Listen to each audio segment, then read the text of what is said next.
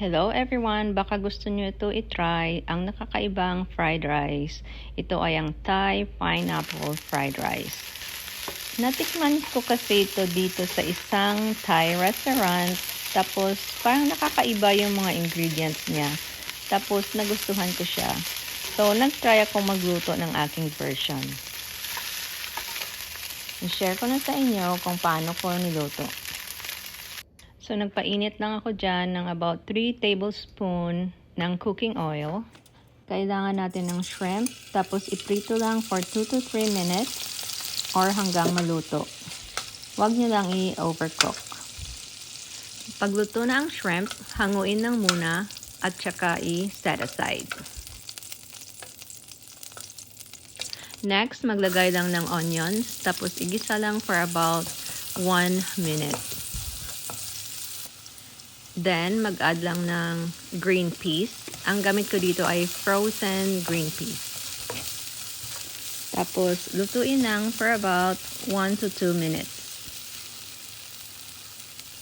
Pagluto na, pwede nang ilagay ang cooked white rice or kung meron kayong leftover rice, pwede nyo yung gamitin. 4 cups to na rice ang aking nilagay.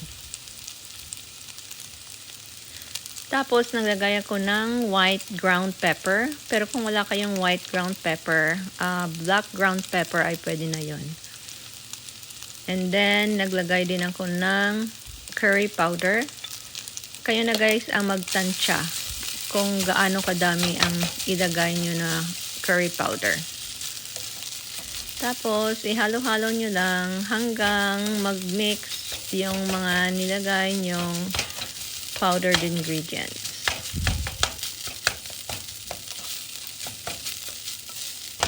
Nagdagdag lang ako ng konti pang curry powder kasi parang maputla pa yung kulay niya. Then, naglagay ako ng dark soy sauce, tapos fish sauce.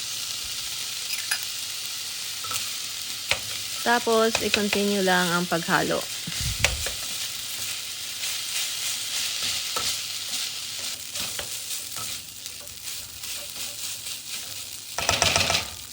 So, tikman nyo lang guys kung tama na ba yung alat sa inyong panlasa. Pero sa akin parang kulang pa. So, nagdagdag ako ng konting asin.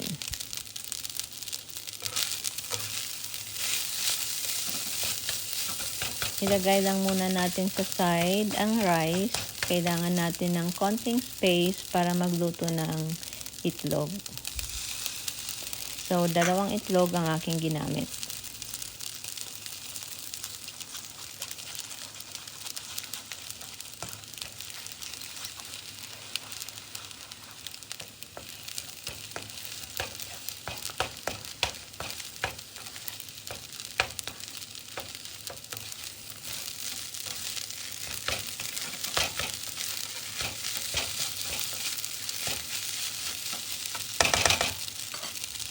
Tapos, naglagay ako ng sliced pineapple.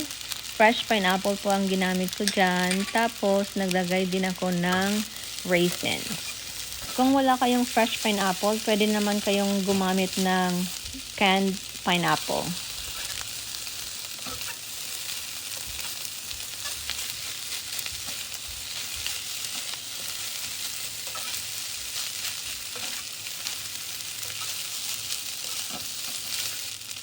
Tapos, maglagay ng cashew nuts.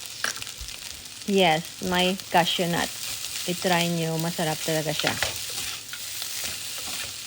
I-continue lang ang pagluto for about 2 minutes.